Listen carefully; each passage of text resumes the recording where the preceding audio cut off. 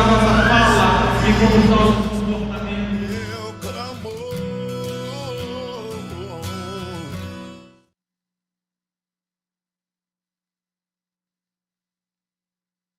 Boa noite, amados. É um prazer nós estarmos na casa do Senhor. Para quem nos ouve aqui no templo e quem não pôde vir, está conosco através das redes sociais, que possamos louvar, bendizer, engrandecer o nome do Senhor esta noite, que possamos entender o propósito da nossa vida, que somos peregrinos em terra estranha, mas enquanto estamos nessa terra, devemos louvar e bendizer o nome do Senhor.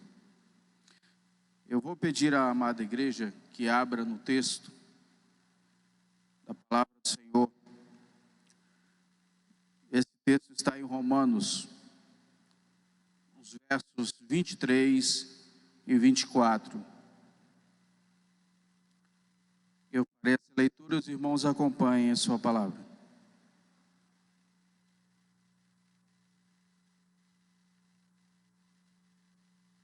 Romanos, capítulo 2, os versos 23 e 24.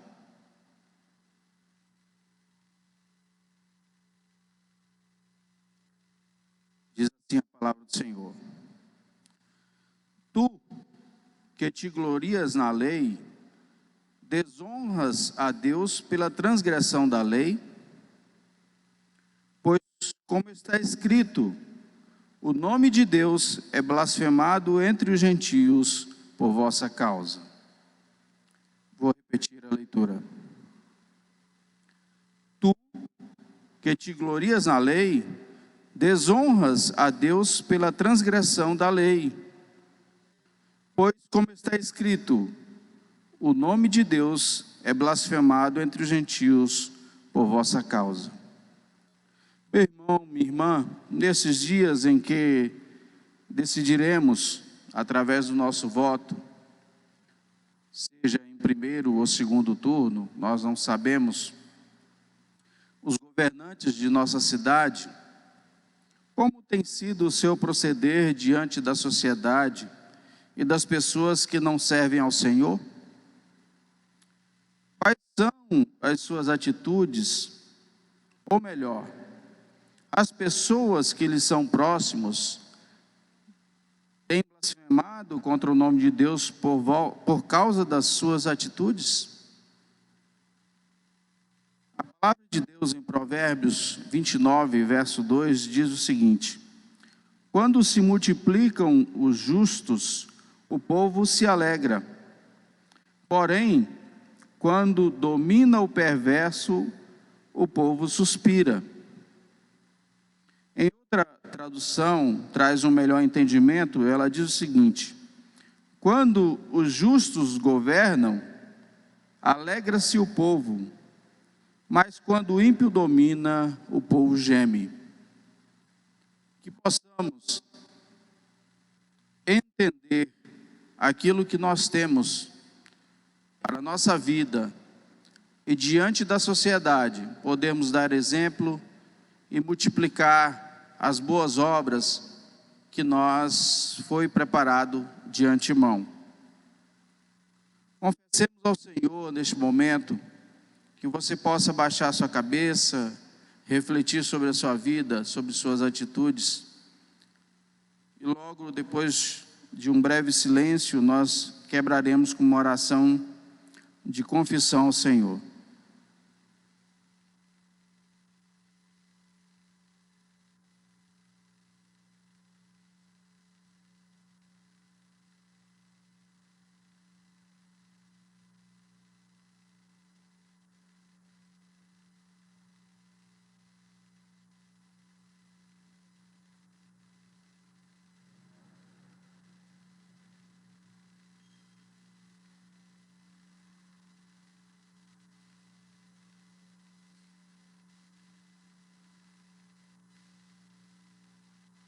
Eterno Deus, glorioso Pai, quão grandes, Senhor, são as tuas obras.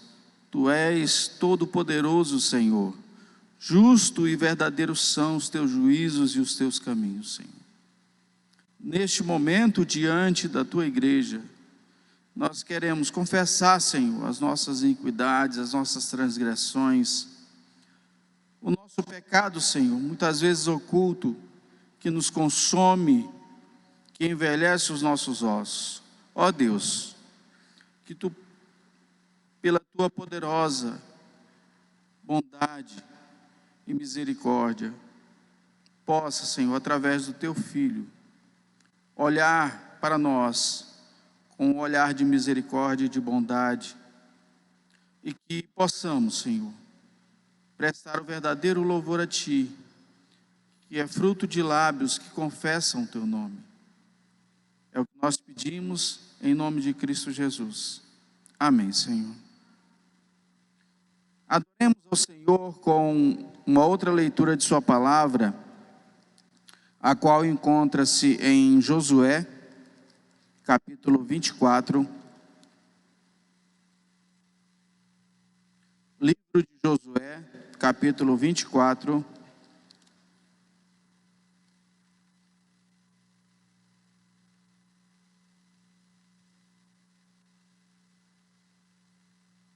Nós faremos essa leitura conjunta. Eu gostaria que a amada igreja ficasse de pé, em reverência à palavra do Senhor. Os versos 19 ao 22. Josué 24.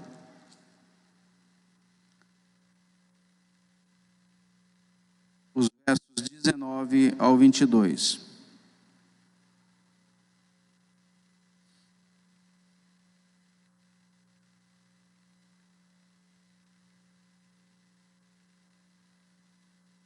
Faremos essa leitura conjunta, irmãos. Leiamos. Então Josué disse ao povo: não podereis servir ao Senhor, porquanto Deus santo, Deus zeloso, que não perdoará a vossa transgressão, nem os vossos pecados, se deixardes o Senhor e servirdes a deuses estranhos. Então se voltará e vos fará mal e vos consumirá, e depois de vos ter feito bem. Então disse o povo a Josué: não, antes serviremos ao Senhor. Josué disse ao povo: sois testemunhas contra vós mesmos, de que escolhestes o Senhor para o servir, e disseram: nós o somos. Se deixardes o Senhor e servirdes a deuses estranhos, então se voltará e vos fará mal e vos consumirá, depois de vos ter feito bem. Quanto bem nós temos recebido do Senhor, quanto o Senhor nos tem abençoado. E muitas vezes nós temos nos desviado. É promessa do Senhor a cada dia, pelas suas misericórdias que se renovam sobre as nossas vidas. Os Salmos 19, verso 1 diz: os céus proclamam a glória de Deus, e o firmamento anuncia as obras de suas mãos. Um dia discursa outro dia, e uma noite revela conhecimento a outra noite. Não há linguagem nem palavras, e dele não se ouve nenhum som. No entanto, por toda a terra se faz ouvir a sua voz, e as suas palavras até os confins do mundo. Nós somos testemunha de que o Senhor é bom, e que devemos exaltar, engrandecer e louvar o seu nome. Nós exaltaremos ao Senhor com o hino de número 164, nome precioso.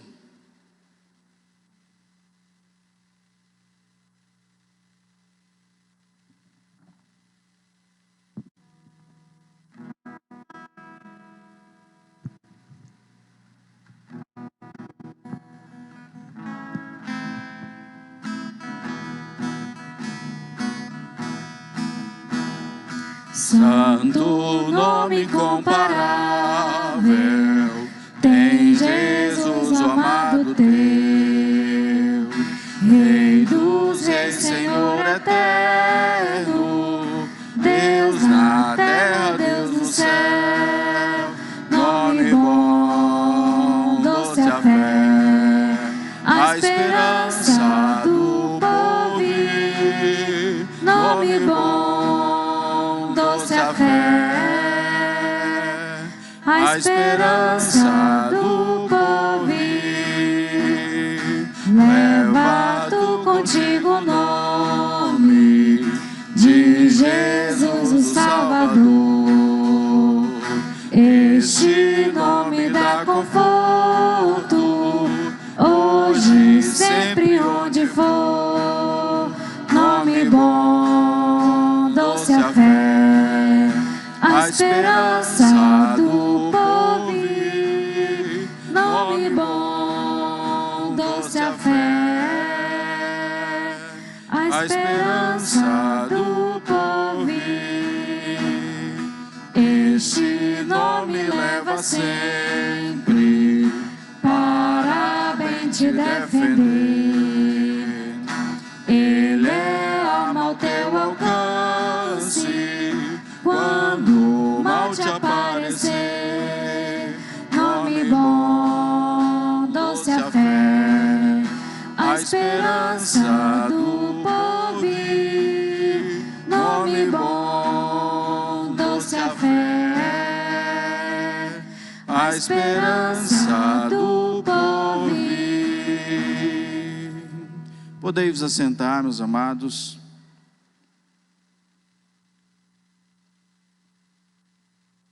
Nós ainda continuaremos lendo a palavra do Senhor, agora em Isaías, capítulo 6, os versos de 1 ao 8, em leitura alternada.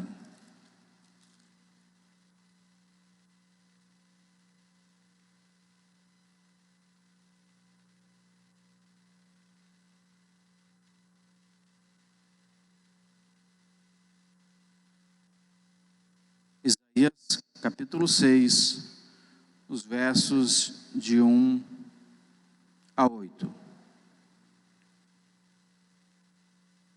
Eu vou pedir a uma irmã do louvor que possa alternar essa leitura juntamente com a igreja em função da transmissão.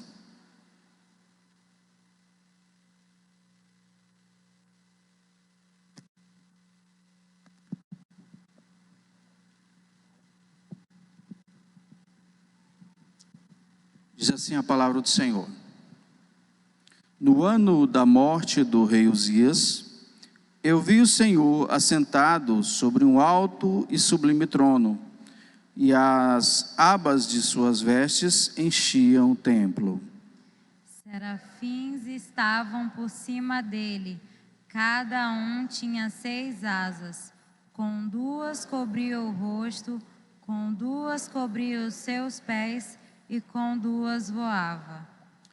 E clamavam uns para os outros, dizendo: Santo, Santo, Santo é o Senhor dos exércitos, toda a terra está cheia da sua glória. As bases do limiar se moveram à voz do que clamava, e a casa se encheu de fumaça. Então disse eu: ai de mim, estou perdido, porque sou homem de lábios impuros e habito no meio de um povo de impuros lábios, e os meus olhos viram o Rei, o Senhor dos exércitos. Então um dos serafins voou para mim, trazendo na mão uma brasa viva que tirara do altar com uma tenaz. Com a brasa tocou a minha boca e disse: eis que ela tocou os teus lábios, a tua iniquidade foi tirada e perdoado o teu pecado. Todos. Depois disso, ouvi a voz do Senhor que dizia: a quem enviarei? A quem há de ir por nós? Disse eu: eis-me aqui, envia-me a mim.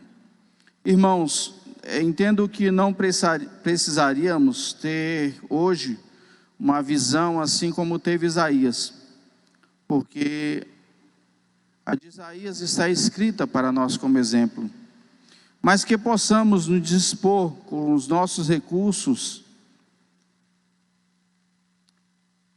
com aquilo que possuímos, pois na verdade todos esses recursos não são nossos, eles são bênçãos do Senhor na nossa vida, para que a palavra do Senhor seja pregada, para que ainda quem possa ouvir.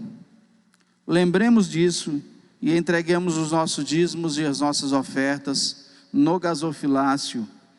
Isso se fará através do hino 221, porque devemos entregar o nosso caminho ao Senhor, confiar nele e o mais ele fará. Logo após a entrega, eu vou chamar o irmão, nosso presbítero Valdeni, que chegue à frente ao gasofilácio para a consagração dos dízimos e das ofertas. Hino de número 221.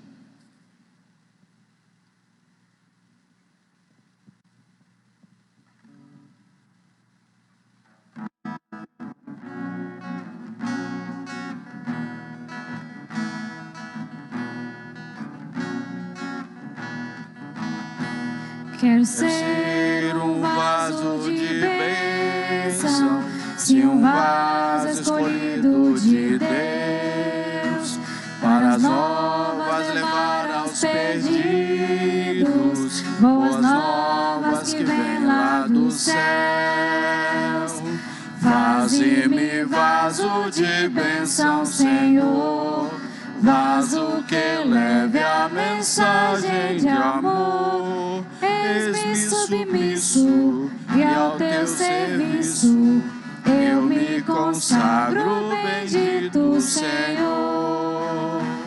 Quero ser um vaso de bênção para todos os dias fazer os culpados que vivem nas trevas o perdão de Jesus conhecer. Faze-me vaso de bênção, Senhor, vaso que leve a mensagem de amor. Eis-me submisso e ao teu serviço eu me consagro, bendito Senhor. Quero ser um vaso de bênção, sim, um vaso de bênção sem par, anunciando os que crentes em Cristo, jubilosos nos céus onde entrar. Faze-me vaso de bênção, Senhor, vaso que leve a mensagem de amor. Eis-me submisso e ao teu serviço eu me consagro, bendito Senhor.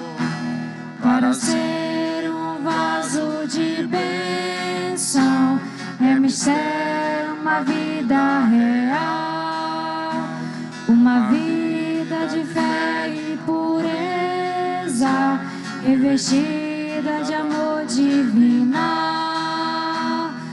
Faze-me vaso de bênção, Senhor, vaso que leve a mensagem de amor. Eis-me submisso e ao teu serviço eu me consagro, bendito Senhor. Amém.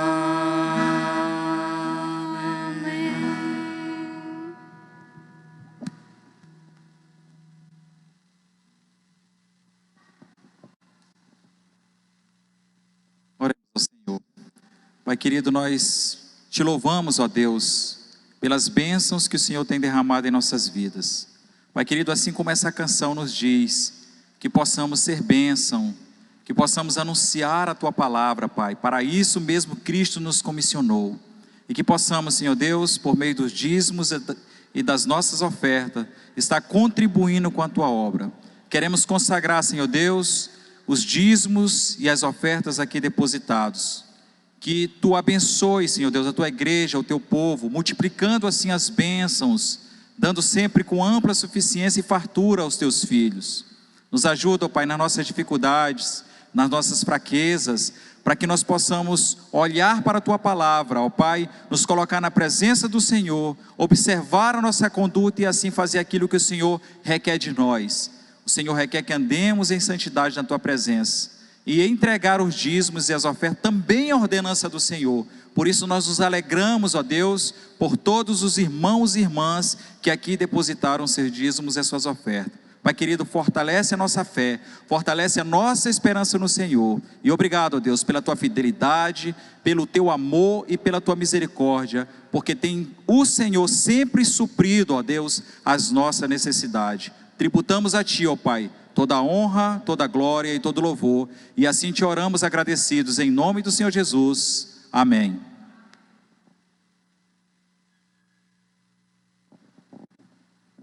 Amém. A palavra está com a equipe de louvor, que nos trará cânticos espirituais.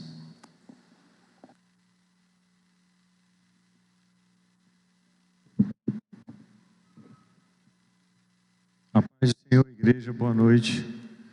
Louvado seja o nome do Senhor por este dia. E nós sabemos que hoje foi um dia que a gente teve a oportunidade de escolher prefeito, vereadores, e a gente precisa orar para que Deus possa iluminar as mentes desses corações, para que eles possam cumprir aquilo que se espera, né, dos seus respectivos mandatos. E nós sabemos que a política ela faz parte do nosso cotidiano, mas existe um Deus que domina sobre tudo e sobre todos, e esse Deus ele é fiel para cumprir tudo aquilo que nós esperamos, tudo aquilo que nós precisamos, tudo aquilo que o Senhor prometeu por meio dos seus profetas e de Cristo, Ele tem cumprido e Ele vai cumprir. E eu convido a igreja para se colocar de pé, para que a gente possa louvar o nome do Senhor nesse momento.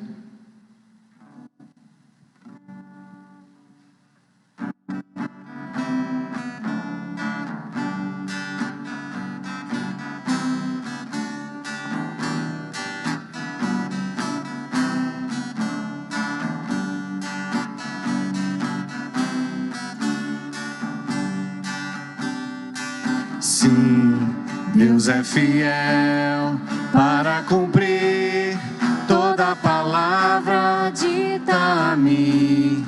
Deus é fiel, Deus é fiel. Sim, Deus é fiel para cumprir toda promessa feita a mim. Deus é fiel, Deus é fiel. Eu não morrerei enquanto o Senhor não cumprir em mim todos os sonhos que Ele mesmo sonhou pra mim. Eu quero viver em santidade e adoração, pois é só dele, somente dele o meu coração.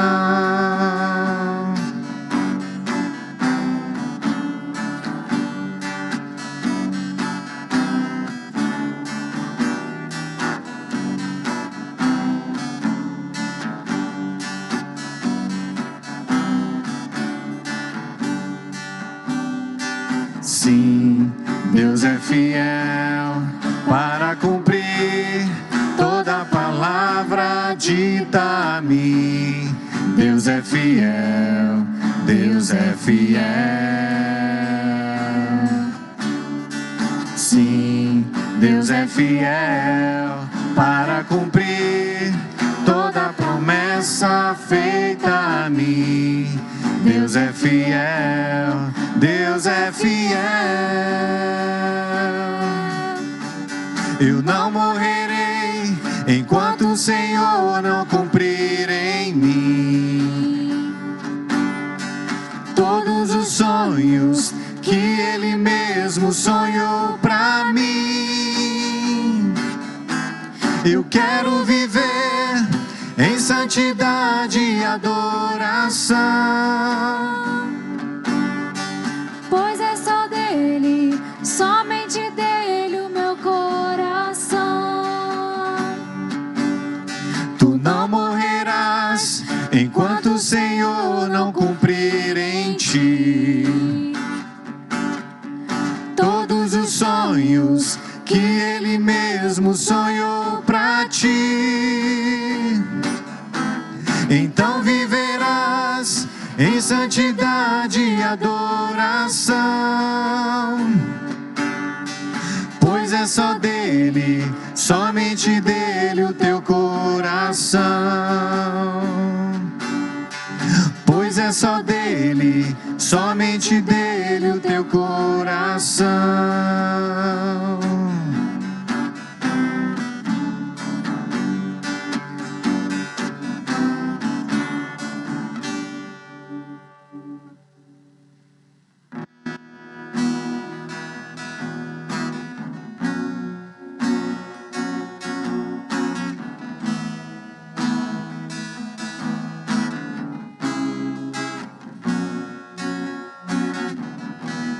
Não se turbe o vosso coração, crede em Deus e também em mim.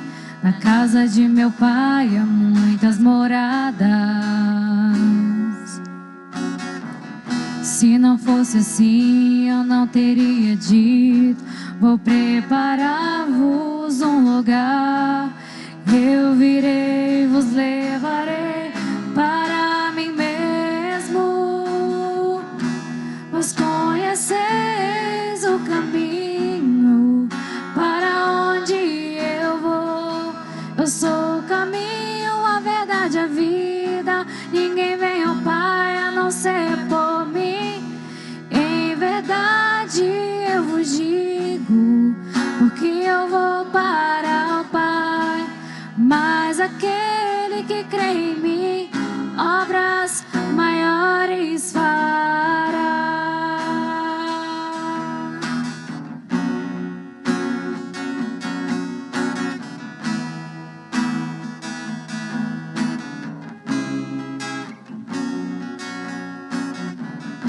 Se me amais verdadeiramente, guardareis os meus mandamentos. Eu rogarei ao Pai e Ele vos dará o Consolador, o Espírito da verdade, que o mundo não pode receber, mas Ele habita em vós e estará em vós para sempre.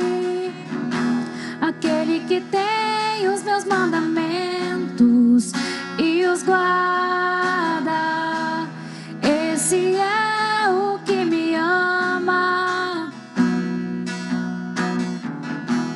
E se alguém me amar, será amado por meu Pai.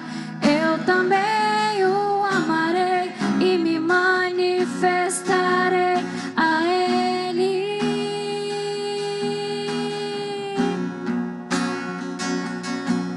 A Ele.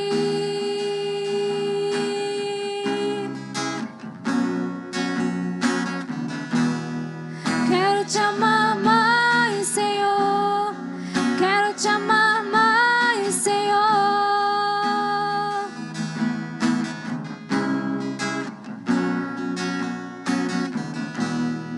Quero te amar mais, Senhor. Quero te amar mais, Senhor.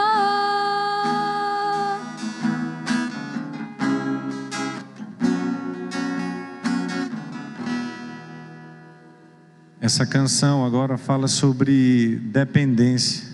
E ainda que sejamos adultos, o Senhor espera que a gente dependa dEle, assim como um filho depende dos seus pais. E a gente entenda que a gente não pode viver sem o amor dEle, sem a sua presença, sem a sua misericórdia.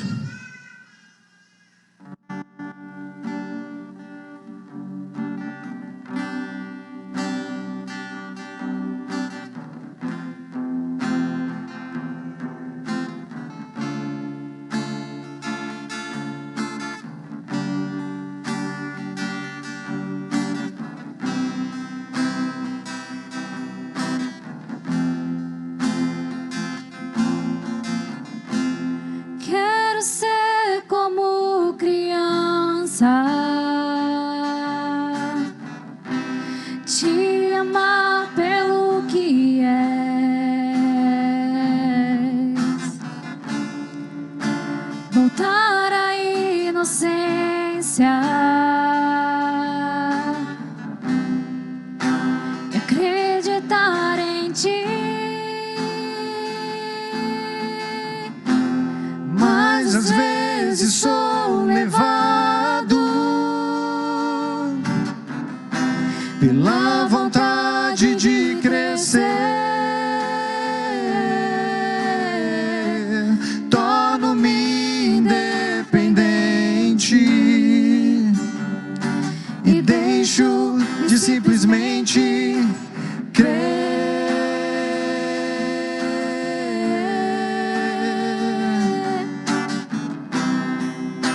Não posso viver longe do Teu amor, Senhor.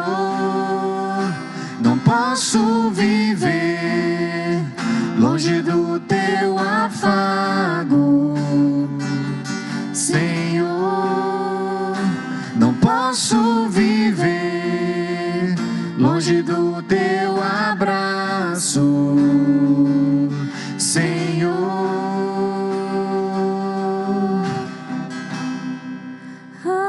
Abraça-me,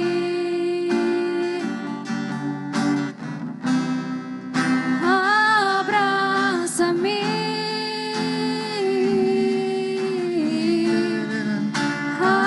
abraça-me com os Teus braços de amor. Quero ser como criança, Te amar, pelo que é, voltar à inocência, voltar à inocência, ao primeiro amor. acreditar em Ti. Mas às vezes sou levado pela vontade de crescer. Torno-me independente e deixo de simplesmente crer.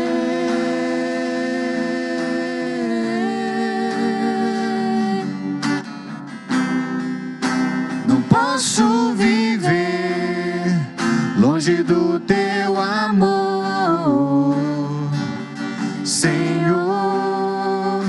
Não posso viver longe do Teu afago, Senhor.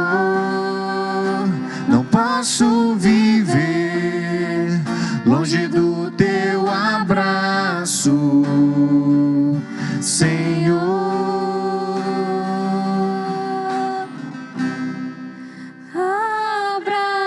Abraça-me,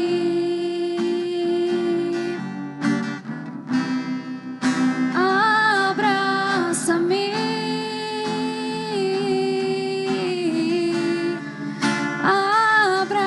abraça-me com os Teus braços de amor.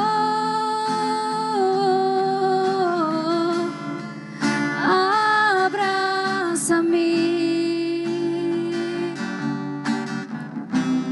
com os Teus braços de amor.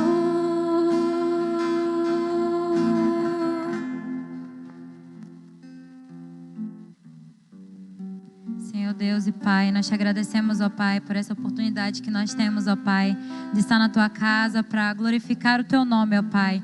Obrigada, Senhor, porque o Senhor nos deu vida, nos deu saúde, ó Pai, nos deu o ar que respiramos, ó Pai, o fôlego para louvar a Ti, ó Pai. Nós somos gratos pelas inúmeras bênçãos que o Senhor concede nas nossas vidas, ó Pai.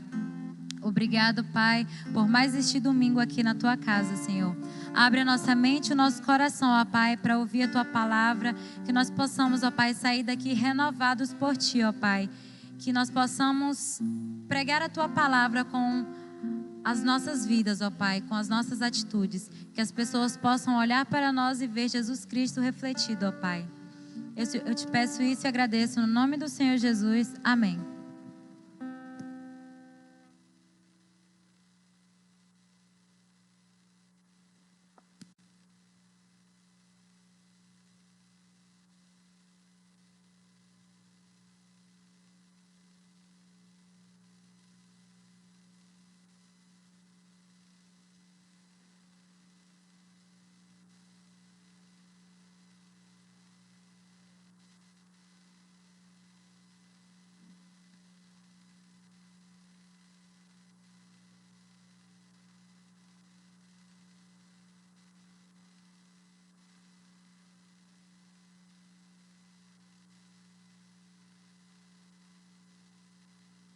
Boa noite, irmãos. Boa noite vocês que estão aqui. Que Deus nos abençoe. Boa noite a vocês que assistirão essa transmissão. Hoje nós não estamos transmitindo ao vivo porque temos um problema na nossa provedora. Mas que Deus nos abençoe, que Deus abençoe a cada um de vocês, que Deus abençoe a cada um de nós. Vamos orar. Quero orar por você, você que passou esse dia, quem sabe já votou, quem sabe preocupado com teu candidato, se ganhou, se não vai ganhar, não sei. Quero orar por você. Não sei como é que você chegou aqui. Talvez está cansado, talvez está descansado, talvez está preocupado, talvez não está preocupado.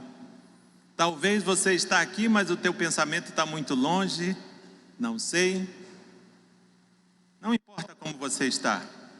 Eu quero orar por você. Nós cremos num Deus que tudo pode, que tudo vê, que tem todo o poder e toda a autoridade. É diante dele que nós cremos que estamos. Deus de graça, nós estamos em tua presença. E na tua presença, Deus, há plenitude de espírito. Senhor, nós queremos realmente estar no nosso pleno diante de ti. Queremos realmente nos prostrar totalmente diante de ti.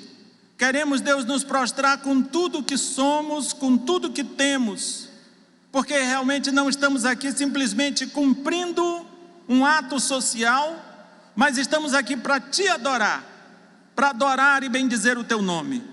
E é isso que procuramos fazer até agora, e é isto que continuaremos a buscar fazer até que acabe-se esse momento aqui. Deus, que tu receba a nossa adoração. Que sejamos encontrados por ti como verdadeiros adoradores. Tu conheces, Deus, os nossos pensamentos, os nossos sentimentos, as nossas tristezas, as nossas preocupações, as nossas alegrias, as nossas frustrações. Tu sabes exatamente quem somos. E é dessa forma, Deus, que estamos diante de ti, com tudo que somos, com tudo que temos, e queremos sim te adorar, meu Deus. Por isso, Deus, trata do nosso coração. Trata, Deus, da nossa mente, trata de nós, trata dos nossos anseios, trata, Deus, dos nossos planejamentos, trata, meu Deus, daquilo que somos e daquilo que pretendemos ser, e que tudo isso redunde em glória, louvor e adoração ao teu nome. Amém e amém. Eu quero que você abra a sua Bíblia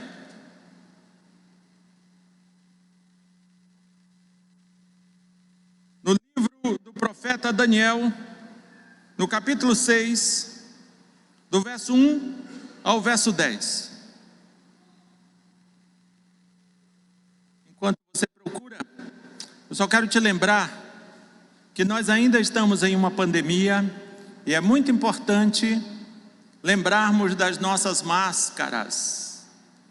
E é muito importante usarmos das nossas máscaras. Essa é a orientação que a lei vigente nos dá, para que todos que estejam num ambiente como esse, use máscara, tá bem? Que Deus nos abençoe e nos dê graça para procurarmos obedecer essa regra. Profeta Daniel, livro de Daniel, capítulo 6, do verso 1 ao verso 10. Quem achou, diga glória a Deus. Esse glória a Deus bem que podia melhorar, né? Vamos começar de novo. Quem achou, diga glória a Deus. Aleluia. Muito bem. O texto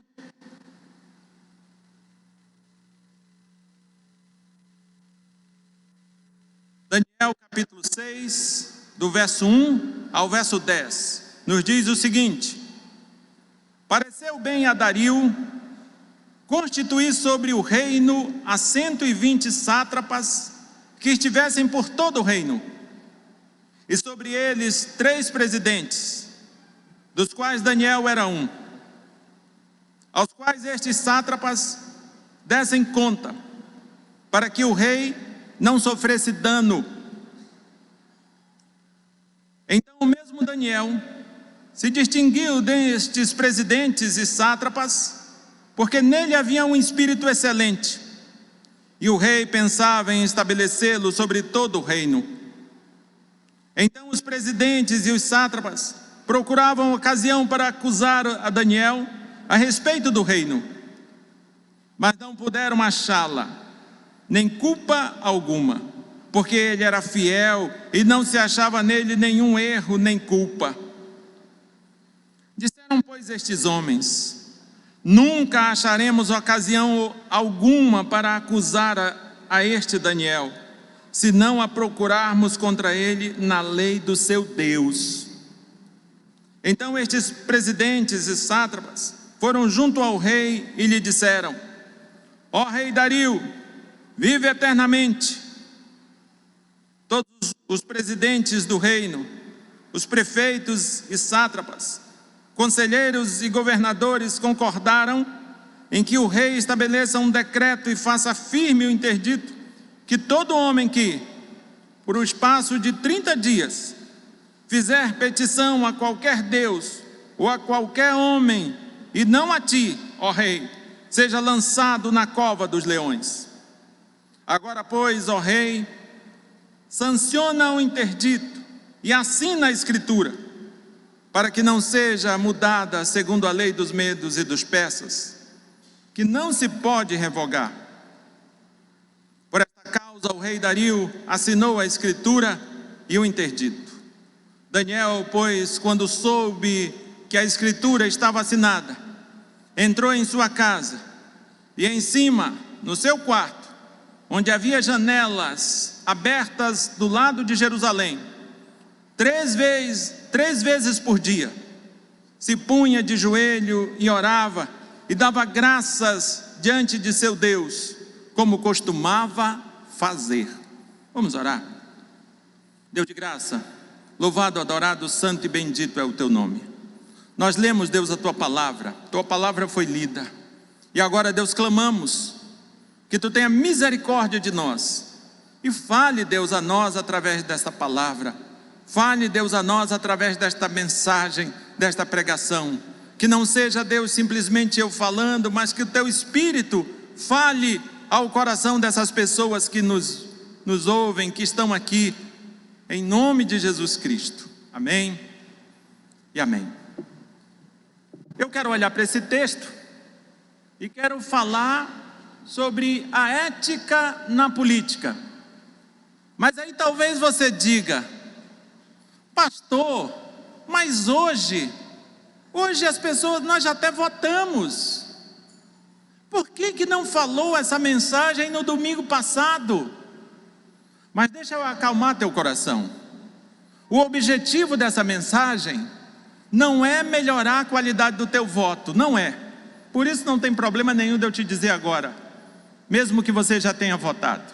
O objetivo dessa mensagem não é melhorar a qualidade do teu voto. O objetivo dessa mensagem é sim melhorar a qualidade do eleitor. Eu acho interessante, porque muitas vezes nós nos referimos aos políticos como se essas pessoas, esses homens e essas mulheres que foram eleitos, designados, nomeados para ocuparem cargos públicos, falamos dessas pessoas como se elas tivessem brotado. Parece que às vezes a gente acha que elas brotaram nas câmaras de vereadores, brotaram nos palácios das prefeituras dos diversos municípios. Mas eu quero te lembrar uma coisa que você sabe: elas não brotaram, meus queridos. Elas não brotaram. Essas pessoas não nasceram por si só em seus cargos e funções. Não brotaram. Elas estão onde estão. E esses que foram eleitos hoje estarão onde estarão, porque nós, sociedade, os colocamos. E aí, poderíamos até aqui trazer uma metáfora. Imagine um agricultor que se depara com a sua plantação, quiçá de cacau. A gente tem uma certa proximidade com a plantação de cacau, né? Imagine que você planta cacau e de repente você vai na sua lavoura e percebe que o fruto dessas plantas, dessas árvores de cacau estão doentes. O que você faz? E você vê que tá tudo assim. Qual é a tendência? É tratar o fruto ou da árvore? Normalmente, o ideal é tratar da árvore, porque a árvore está produzindo fruto ruim.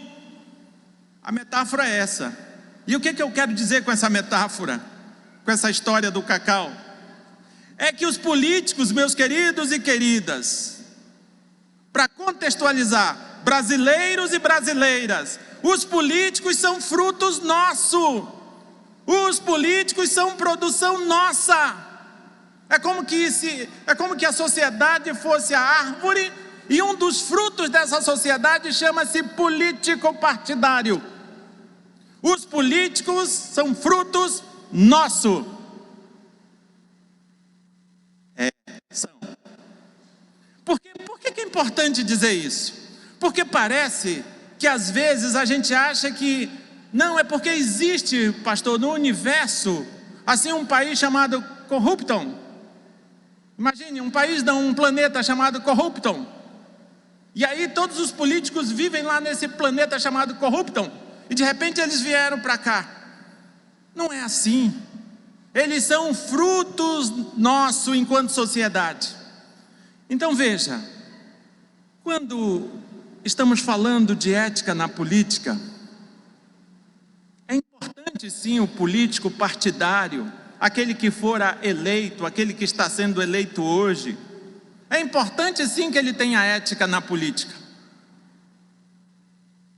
Mas é importante nós entendermos que às vezes esse político, ele é tão somente um fruto produzido por nós, sociedade.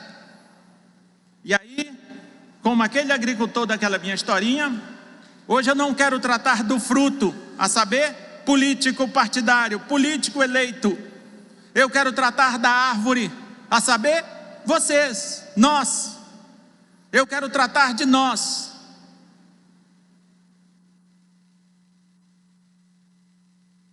Eu quero tratar de nós que produzimos esses políticos. Até porque, queridos, quando nós falamos de ética na política, nós estamos falando de um conjunto de princípios, valores e normas que devem reger todos os cidadãos de uma cidade. É disso que nós estamos falando. E tem um detalhe.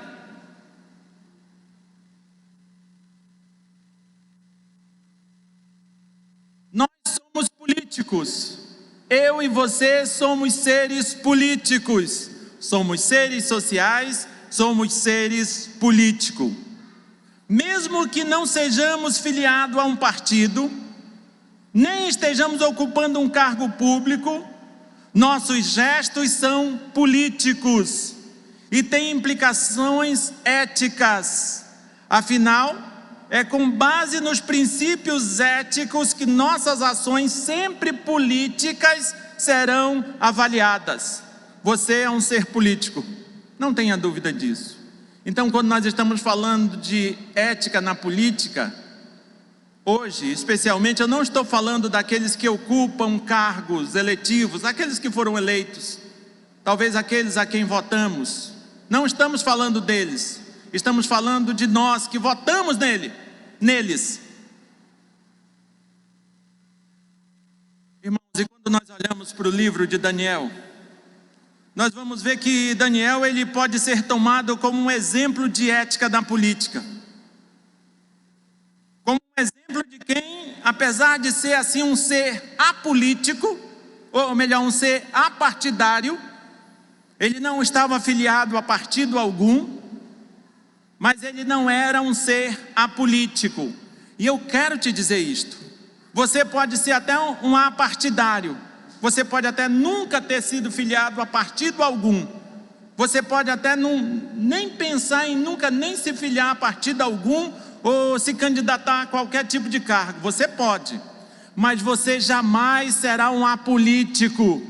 Enquanto você existe, você não pode ser apolítico, você é um ser político. E o livro de Daniel, na verdade a história de Daniel, o livro de Daniel, a história de Daniel, ela tem como objetivo, se você quiser saber um dos objetivos do livro de Daniel, é fortalecer os seus conterrâneos, é fortalecer o povo de Deus, o povo judeu, nas perseguições que já eram reais e nas perseguições que se tornariam reais, nas perseguições que viriam a acontecer. É verdade, talvez você está dizendo, pastor, mas nessa altura aí do livro, o cativeiro está quase acabando. É verdade. É verdade que Ciro, o persa, ele vai liberar o povo de Deus para voltar para Jerusalém. Isso é verdade. Mas é verdade também que eles voltarão, mas não voltarão como um povo livre, eles voltarão ainda vassalos da Pérsia. Que depois, eles chegam ali em Jerusalém, vassalos da Pérsia, e depois a Pérsia depois é derrotada pela Grécia, pelas mãos de Alexandre o Grande, que por sua vez será derrotado pelo Império Romano, ou seja, o povo de Deus será vassalo para sempre. Eles continuarão a ser vassalos. E nesse sentido, Daniel ele trabalha para fortalecer, para encorajar os seus conterrâneos nas perseguições que eles já viviam e nas perseguições que viriam a acontecer. Se você olhar com cuidado para o livro de Daniel, você vai ver que o livro de Daniel é um chamado à resistência. Desde o início, ele mostra que ele é na verdade um chamado à resistência. E onde está isto? Está ali naquele momento, quando Daniel ainda muito jovem, com seus amigos, resolvem não se contaminar com as finas iguarias do rei. Ali é a proposta de resistência.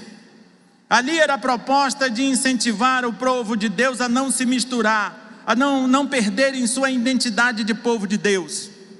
Então, o livro de Daniel é um chamado à resistência desde o primeiro capítulo. E nessas histórias que Daniel está contando, aqui é a última história. Aqui Daniel não é mais jovem, ele já está velho, mas ainda assim ele nos ensina essa ideia da resistência.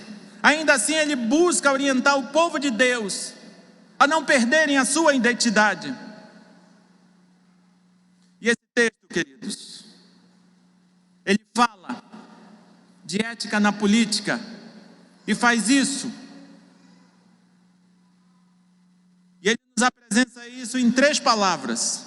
E eu gostaria muito que você caminhasse comigo, lembrando que eu não estou falando simplesmente da ética na política do político partidário, mas eu estou falando de nós que produzimos esses políticos.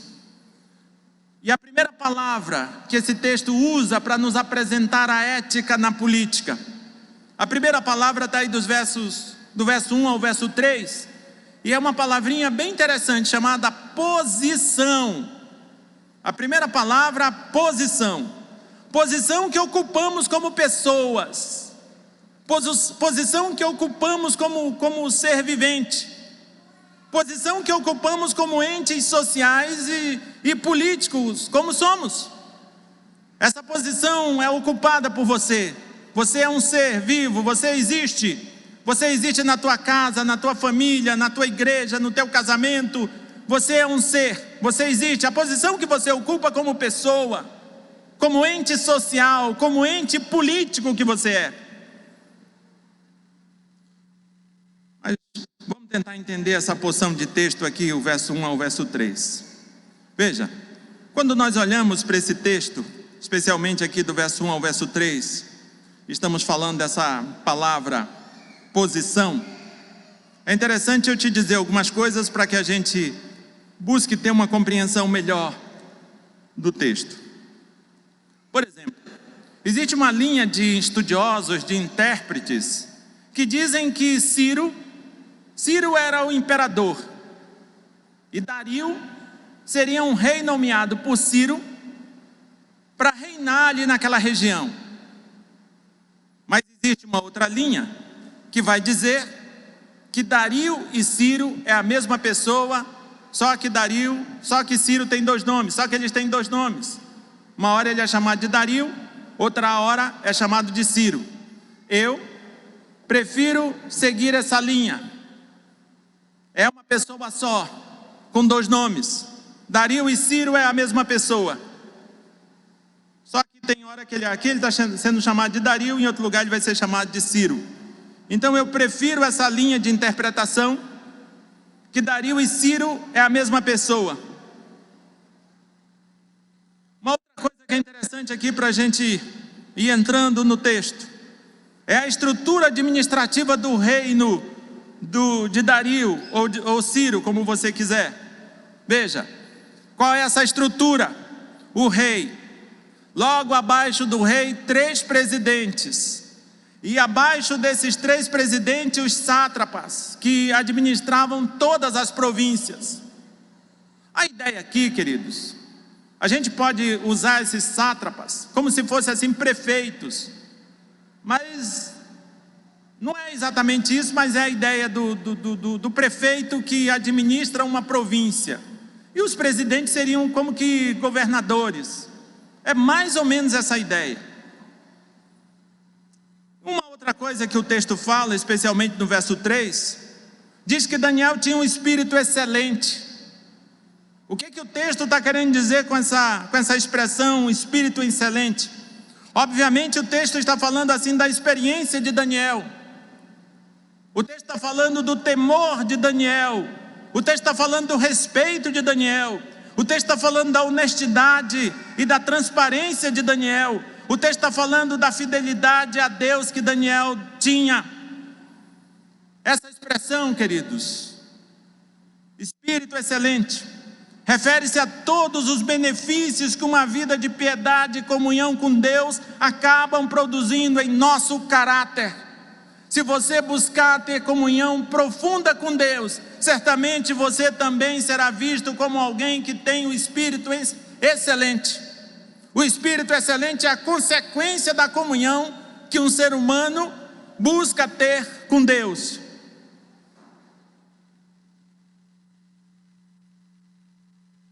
E esse espírito excelente foi percebido pelo rei Dario.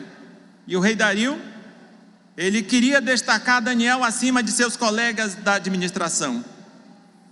Isso é o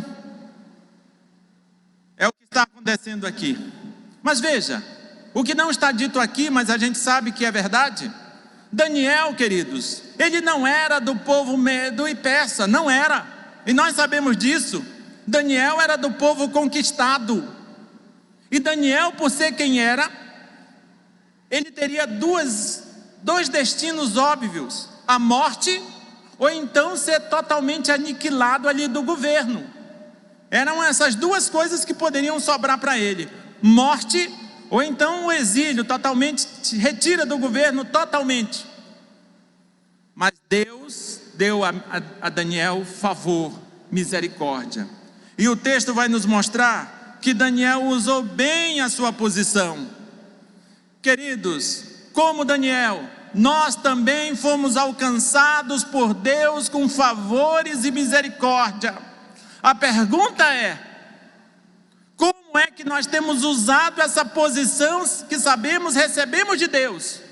Como é que você tem usado os favores e as misericórdias que você sabe que recebeu de Deus? O que você tem feito com o que você é e com o que você tem? O que você tem feito, meu querido? Daniel sabia exatamente que o que naturalmente teria a ele seria morte, ou então ele seria totalmente aniquilado. Não teria nenhuma possibilidade de influenciar quem quer que seja. Mas Deus deu a ele favor e misericórdia. Deus deu favor e misericórdia a você também, meu amado e minha amada. A pergunta é: o que você tem feito com essa posição que Deus graciosamente, misericordiosamente te deu? O que você tem feito com essa posição que Deus te deu? O que você tem feito com essa realidade? É uma coisa que nós precisamos pensar, se queremos refletir sobre a nossa ética, sobre os nossos princípios e os nossos valores que nos norteiam. O que eu tenho feito com a posição que Deus me deu? Não pense que você é quem é. Não pense que você está onde está por uma coincidência, um descuido de Deus. Você é quem é, está onde está, porque Deus te colocou e te fez ser quem você é. E a questão, queridos, é o que é que você tem feito com isso? O que você tem feito com isso? Quem sabe você dá de ombros, não estou nem aí, quem sabe?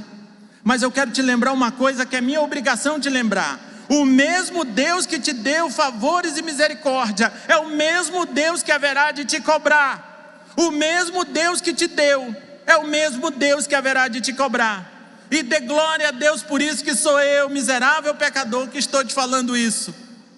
Isso quer dizer que ainda há muita oportunidade. Isso quer dizer que você está vivo e tem muita coisa ainda que pode ser feito, alterado na sua vida, para que você se enquadre, fique meio parecido com Daniel. Qual seria a segunda palavra? A primeira palavra, a posição. A primeira palavra é assim muito usual. Nós falamos posição nos nossos dias, usamos essa palavra. Mas eu vou usar uma outra palavra que não é tão usada no nosso dia a dia. Ela não é uma palavra muito usual, mas o significado dela é muito real.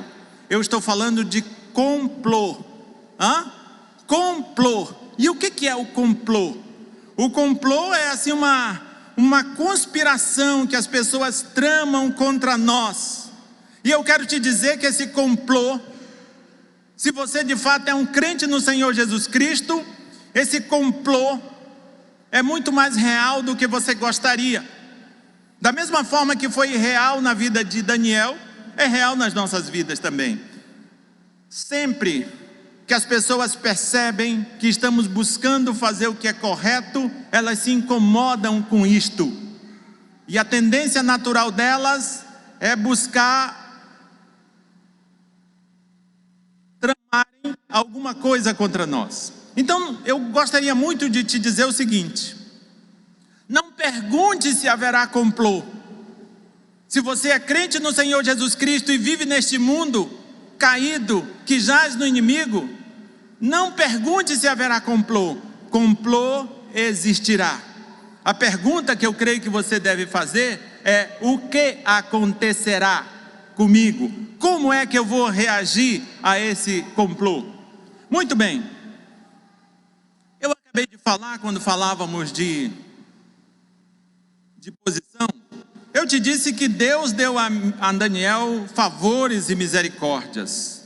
Mas veja, quando nós chegamos aqui nessa porção de texto, dos versos 4 a 9, nós vamos ver que apesar de todos esses favores e misericórdias que Deus recebeu, que Daniel recebeu de Deus, isso não evitou que Deus o testasse mais uma vez em relação à sua fidelidade. Daniel podia dizer: poxa vida, Senhor, eu não sou mais um menino de 17 anos, olha o tanto de testes que eu já fiz, e agora que eu já estou meio que no apagar das luzes, ainda esse teste. Ainda esse teste. E aqui eu creio que já dá para a gente tirar uma lição. Veja bem, nunca chegaremos a uma faixa etária que os testes de nossa fé serão cessados. Enquanto vida tivermos, sempre estaremos sendo testados por Deus, não tenha dúvida disso. Não pense assim, só serei testado enquanto adolescente sou, só serei testado enquanto jovem sou, só serei testado enquanto até 60 anos, não é verdade. Enquanto vida você estiver, você será testado. Falando disso, eu me lembro do presbítero Adnel. Presbítero Adnel, eu tive a oportunidade de conhecê-lo lá no interior de Minas. E uma vez ele, do alto de sua simplicidade, contando um causo, e nesse causo o diabo tentava, e ele se sentiu tentado, e ele deu uma carteirada em Satanás. Ele disse: Satanás, tu sabe com quem eu estou falando? Eu sou um presbítero, e presbítero velho, como tu me tentas desse jeito? O presbítero Adnel deu uma carteirada no diabo. Não rola também, somos tentados e somos provados também por Deus. Não tente dar carteirada em ninguém no mundo espiritual. Simplesmente entenda que enquanto vida estivermos, seremos provados por Deus e seremos tentados pelo diabo também. A lição aqui, primeira, é essa. Mas veja, quando nós olhamos para esse complô, queridos, diria assim que ele tem pelo menos duas estratégias. Veja bem, a primeira estratégia desse complô era encontrar um erro contábil na administração de Daniel. Era encontrar assim Daniel desviando dinheiro, Daniel fazendo rachadinha, comprando triplex, alguma coisa assim que o valha, se aproveitando da situação para roubar. Mas vejam o que o verso 4 diz. O verso 4 diz que não encontraram culpa alguma, porque Daniel era fiel. Então, meu querido, como eu te disse ainda há pouco, não pergunte se haverá complô. Não pergunte se alguém tentará tramar contra você. Não pergunte. Pergunte o seguinte: o que encontrarão quando estiverem vasculhando a minha vida? O que encontrarão quando estiverem tentando me derrubar? Isso você tem que perguntar. Em Daniel não encontraram nada, e a questão é simples, porque ele era fiel. Se você não quer ter telhado de vidro, seja fiel. Procure fazer o certo em toda e qualquer circunstância. Não deixe margem para alguém derrubar você. Daniel era fiel. E veja, é interessante abrir esse parêntese e te dizer isso. Daniel estava servindo assim uma potência estrangeira. Daniel servia a um reino que no passado, inclusive, havia destruído o seu próprio povo. Daniel tranquilamente não era apaixonado por aquele rei, não era fã daquele rei. Mas veja só, mesmo assim, Daniel faz o seu trabalho da melhor forma possível. E por que ele fazia o trabalho dele da melhor forma possível? Porque ele não trabalhava simplesmente para Dario, ele trabalhava para o Senhor e para as pessoas. E eu creio que é isso que deve nortear a mim e a você. É entender que nós não estamos fazendo simplesmente para pessoas, nós fazemos para o nosso Deus. Não importa quem está no comando, na verdade quem sempre está no comando é Deus, e é por isso que eu tenho que fazer da melhor forma possível. E a segunda estratégia, irmãos, está aqui no verso 5. A segunda estratégia do complô foi usar assim a própria fidelidade que Daniel tinha a Deus para derrubá-lo. Daniel era fiel a Deus, e eles chegaram à conclusão que a única forma de derrubar Daniel era usando essa fidelidade que Daniel tinha para com Deus para derrubá-lo, porque sem isso jamais conseguiriam. Mas antes disso, só para a gente contextualizar essa estratégia, eu preciso te dizer que os reis medos e persas, eles eram considerados filhos de Ormuz. Quem era Ormuz? era o chefe dos deuses, era o deus dos deuses persas. E o rei persa era considerado filho desse deus Hormuz. Ou seja, Dario era considerado como sendo um divino. Então veja,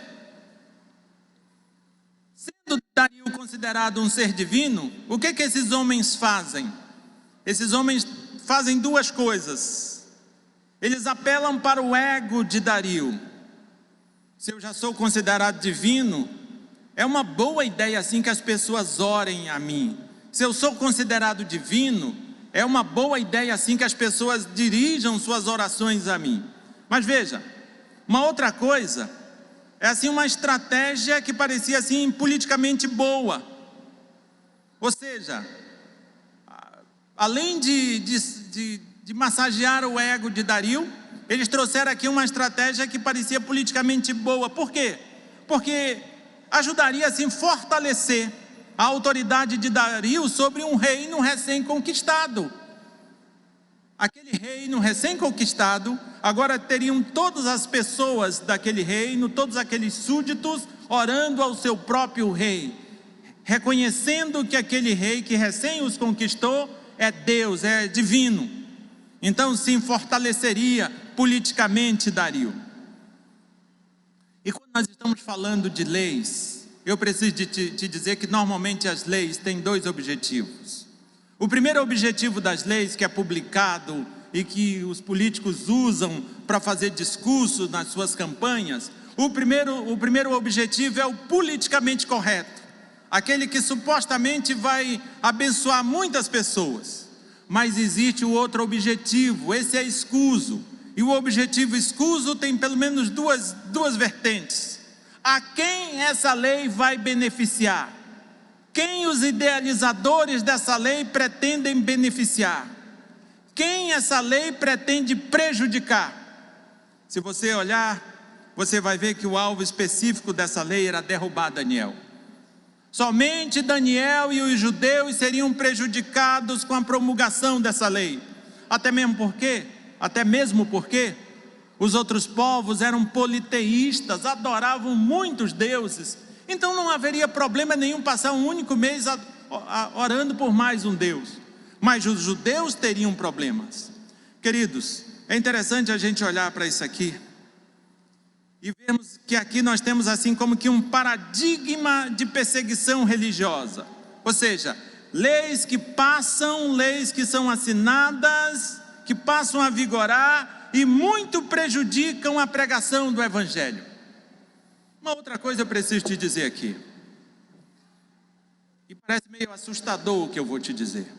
Não pergunte se leis que prejudicam a pregação do Evangelho virão a existir. Não pergunte isso, porque elas virão a existir, porque elas se tornarão realidade sim. Leis que prejudicarão ou prejudicam a pregação do Evangelho se tornarão reais sim. Então não fique perdendo seu tempo perguntando: isso acontecerá, Senhor? Acontecerá sim, acontecerá. Não pergunte se acontecerá, por que acontecerá.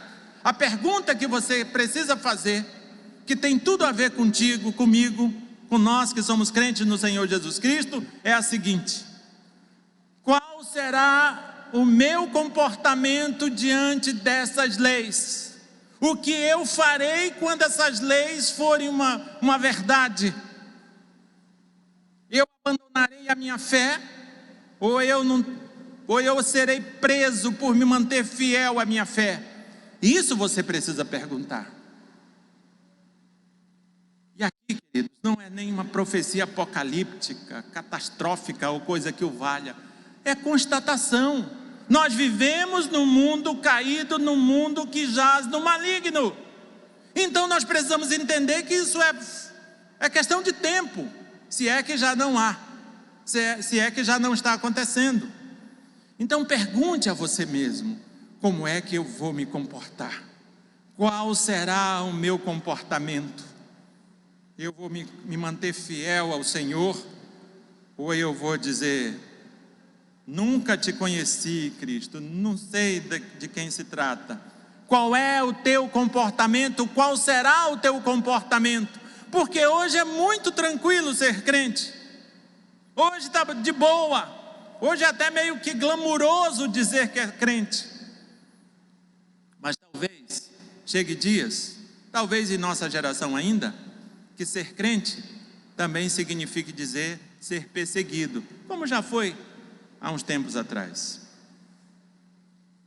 A terceira palavra, queridos, está aqui no verso 10. Posição, só para você não esquecer, posição, complô, e agora, rotina. Verso 10, olha só para você não esquecer o que diz o verso 10. Daniel, pois, quando soube que a escritura estava assinada, entrou em sua casa e em cima no seu quarto, onde havia janelas abertas do lado de Jerusalém, 3 vezes por dia se punha de joelho e orava e dava graças a Deus diante do seu Deus, como costumava fazer. Vamos tentar entender o que está acontecendo aqui. Veja bem, o rei fez assim uma cerimônia e assinou a lei, e mesmo Daniel, sendo importante autoridade, não foi convidado. Daniel só soube que a coisa tinha sido feita e que tinha assim muito poder para prejudicá-lo. A lei estava assinada e ele constatou que aquilo ali poderia prejudicá-lo, logicamente. E o que ele fez? Não alterou em nada a sua rotina.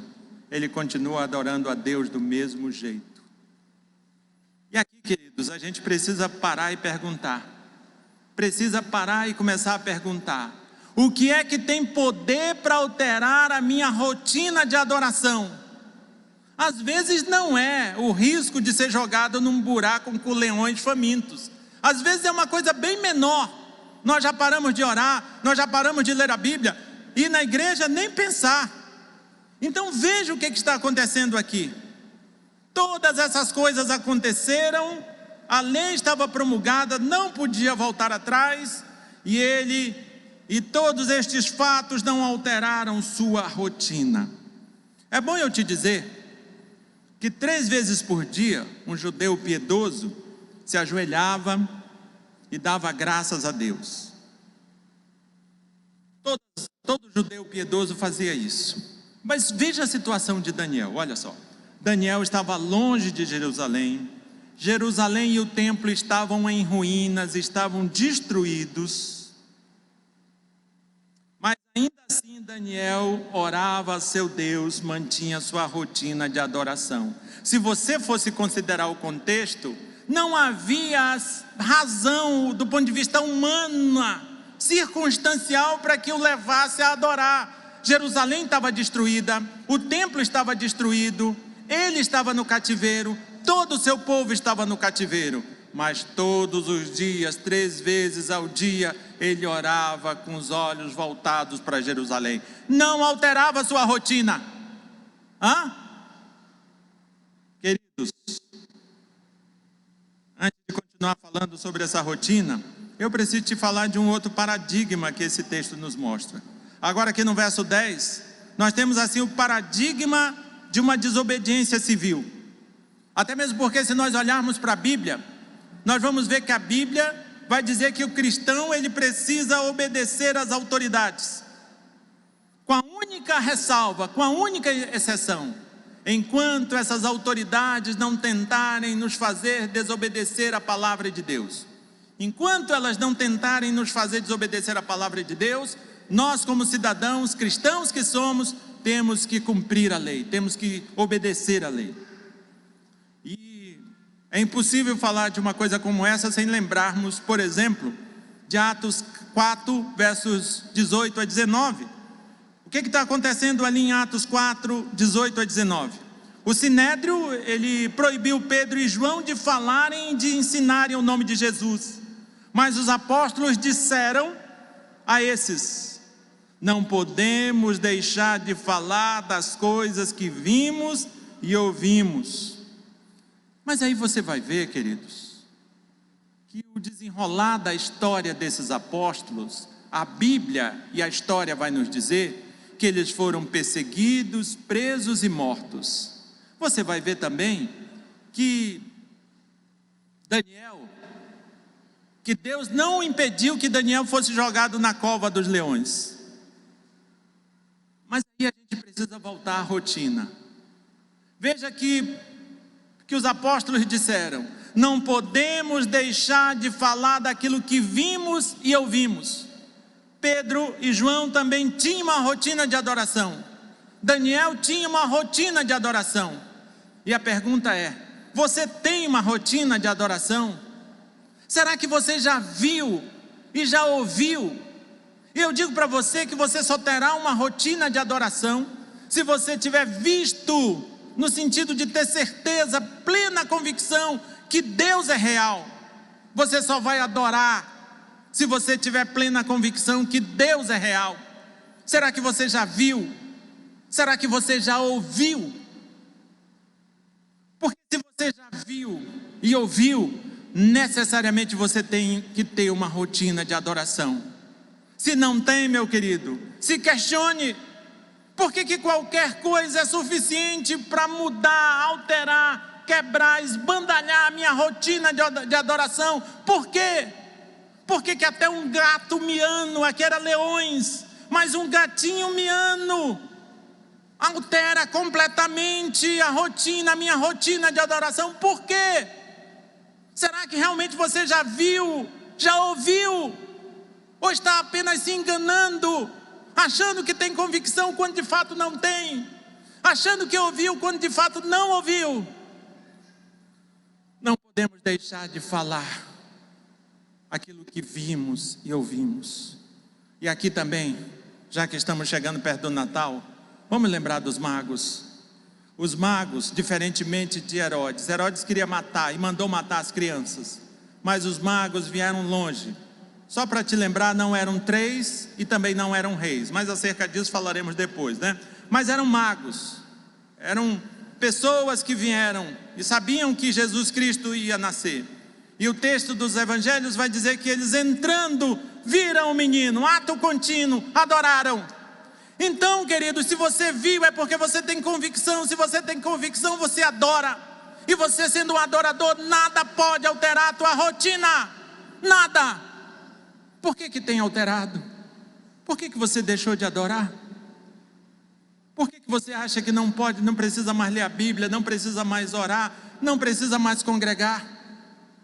Quem foi que te disse isto? Lembra do que estudávamos na quinta-feira passada? Ai de mim se não pregar o Evangelho, ai de mim se não adorar. Entenda isso, se você é um adorador, você adora. Não fica repisando, você adora, ponto. A rotina de adoração de Daniel não foi alterada, nem com risco iminente de morte, nem com decreto assinado, não alterou. O que tem alterado a tua rotina de adoração? Antes eu preciso perguntar, você tem uma rotina de adoração? Antes ainda, você é um adorador? Agora sim, eu acho que ficou melhor. Você é um adorador? Você tem uma rotina de adoração? O que pode alterar essa tua rotina de adoração? Queridos, aqui, chegando para nosso momento de refletir e praticar. Quem sabe o Espírito Santo não toca os nossos corações e não nos leva a praticar. Quero te dizer o seguinte: mesmo que você não seja afiliado a um partido, nem esteja ocupando um cargo público, todos os teus gestos são políticos e têm implicações éticas. E com base nos princípios éticos que nossas ações sempre políticas, elas são avaliadas. É com base nisso que as nossas ações são avaliadas. Por isso, queridos, é muito importante nós considerarmos a nossa posição. Quem você é? O que você tem? Você não é e não tem o que tem por um acaso. Você é e tem o que tem, porque Deus te fez ser o que você é e te deu o que você tem. E não pense que Ele te deu simplesmente para te dar. Considere a posição que você tem e pergunte o que eu faço com ela. Como é que você vai reagir aos complôs que possivelmente serão tramados contra você e contra a fé que você tem em Cristo Jesus? Como será a tua reação? Você tem uma rotina de adoração? Você adora a Deus? Ou só lembra disso, às vezes, quando o trem está muito feio? Você adora a Deus? Você tem uma rotina de adoração? O que tem tido poder para alterar essa rotina de adoração? Que Deus tenha misericórdia de nós e nos abençoe em nome de Jesus Cristo. Vamos ficar de pé e vamos orar.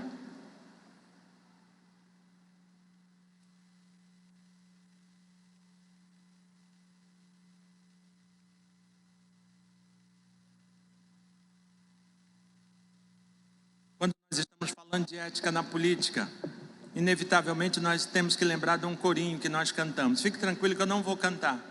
Mas ele diz assim: a começar em mim. Tem que começar em nós. Se nós quisermos ter ética na política, entenda que isso tem que começar em você. Reflita sobre a tua posição. Reflita como é que você reage às tramas que são arquitetadas contra você. Reflita sobre a tua rotina de adoração.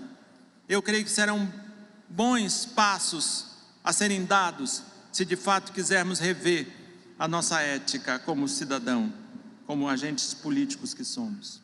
Deus de graça, nós te louvamos, te adoramos, bendizemos o teu nome, rendemos graças e louvores a ti, porque tu é Deus, e tu é Deus que nos abençoa, e tu é Deus que deu a nós a tua palavra e não deu a nós a tua palavra para nos execrar, para nos condenar, mas tu deu a nós a tua palavra para nos abençoar, para nos fazer melhores do que somos. Nos dá, Deus, coragem para assimilarmos aquilo que tu tem nos ensinado através da tua palavra, e assim, Deus, buscarmos corrigir as nossas vidas, buscarmos, Deus, alterar aquilo que precisa ser alterado nos nossos comportamentos, nas nossas decisões. Nos abençoa, meu Deus, em nome de Jesus Cristo, e que o amor de Deus, o Pai, a graça do Senhor Jesus Cristo, a comunhão com o Espírito Santo estejam sobre todos nós e nos façam, Deus, viver como sal e luz, como a tua palavra diz que somos. Nos desafia, Deus, a viver como sal e luz todos os momentos da nossa vida. Em nome do Pai, do Filho e do Espírito Santo. Amém. Você pode se sentar e, por favor, espere eu chegar até a porta.